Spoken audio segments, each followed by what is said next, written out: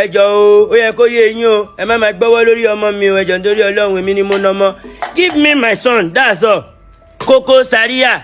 What's up? Welcome to this channel. If you're new here, kindly subscribe to this channel. And if you're a returning viewer, thanks for watching. Singer Portables cries out for help that Nigerians should help him, claiming that a man had been recalled KokoZaria has snatched his baby mama Oniberry from him. According to his word, he said KokoZaria is dating Oniberry, and also Oniberry and KokoZaria are meeting.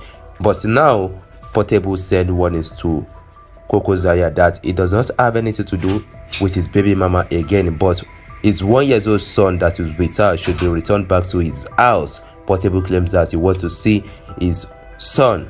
A lot of reaction has been showing up. What's your own opinion about this? Put your opinion in the comment section. Don't forget to subscribe to this channel and like this video. Ó ti lọ bẹ́ẹ̀ yẹn. Ṣẹ́jọ́ yà fẹ́ sọ̀rọ̀ ó ní jíwèé bẹ́ẹ̀ yẹn ẹ wá. Ọ̀tọ̀ láyé ọ̀tọ̀ lọ́rọ̀ stand òótọ́ ọ̀rọ̀ la fẹ́ múlẹ̀ yìí. Ó ti lọ bẹ́ẹ̀ yẹn mọ̀kàn tá à ń ṣe ó gbọ́gbọ́ náà ó gbọ́gbọ́ ó sọ́sọ́ náà ó sọ́sọ́. Ẹni tọ́rọ̀ bá ẹni kọ́ jọ̀wọ́ ẹ̀ kọ́mọ̀kan tó ń ṣe o. Ẹ gbé ọmọ fún ọlọ́mọ ṣé ń gbọ́ ọ̀tọ̀ọ̀tọ̀ lọ́rọ̀. KokoZaria domindo ẹ no be barrier ṣe ẹjọjọ Ọlọ́run ọmọ mi gangan ni Koko 1 year speaking gbogbo àwọn ọmọ tí mo bí ọmọ kékèké ni wọ́n mi tí máa gbé wọn lọ party.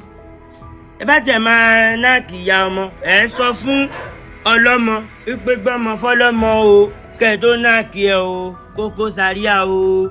So my people, you see this one a big walla. What do you see about this? Put your thoughts in the comment section. I'll be sent by for now. Like this video, please subscribe button and turn on the notification bell so that those my videos whenever I upload. See you guys in my next video.